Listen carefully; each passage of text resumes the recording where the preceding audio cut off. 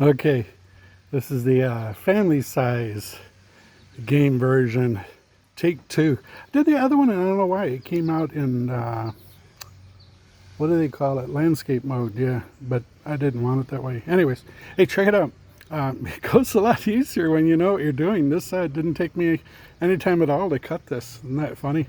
But look, I said 24 inches. Look, 24 inches.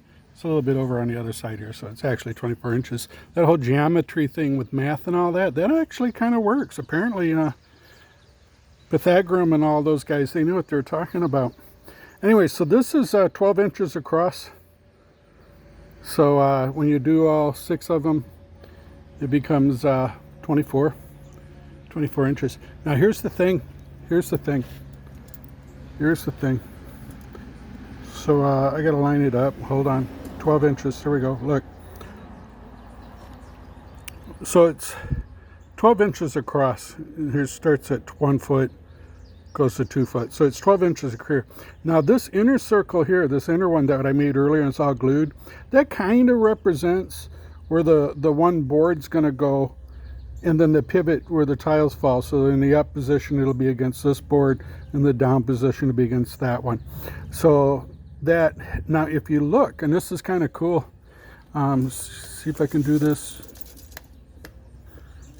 So it gives me 2 inches to 8 inches, about 6 inches across there. Now don't forget, these are actually going to crisscross because of the angles of the dangles and that. And so the tiles are actually only going to be about 8 inches from here to here, maybe 9 inches or so. I'm still figuring the math out, which means that the tiles can't be 1 inch. They'll be too big. They'll clunk into each other when you get up into here and here. So I have to make them smaller. So what I'm figuring is it's going to be about a 1/2 inch, maybe 5/8 of an inch across, so that when they flip down, or I'm sorry, when they're up in the up position, they'll be here, and then they flip down and they'll be down here. So roughly between 5/8 and 3/4 ish, right around there is what I'm thinking. So they'll be smaller than the other one. I think the other ones were 1 inch. So these can be slightly smaller. You remember, you know, you got to do 10 tiles, and then I got to put that rod across, which comes to boards are going to be crisscrossed here.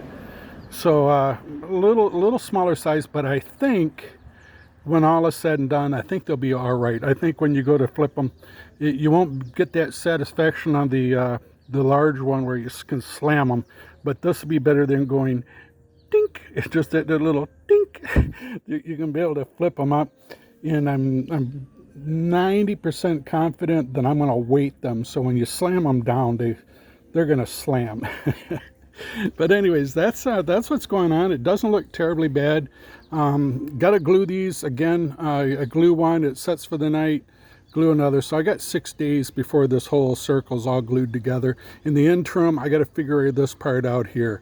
It actually crisscrosses, so I got to figure out how to do the angles, and then I got to figure out how to let's see if I can get my hand right, how to drill into it at an angle, because the board's going to be coming down from right there to there, and then the drill's going to go in, so it's going to be at an angle. And I think I know how to make a fixture on my drill press where it'll come in and it'll be very precise.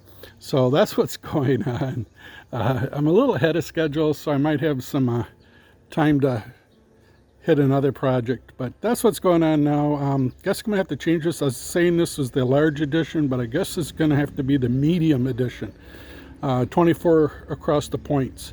So it's still a tabletop, and it's considerably bigger than the other little version, but this will be a little easier to handle too.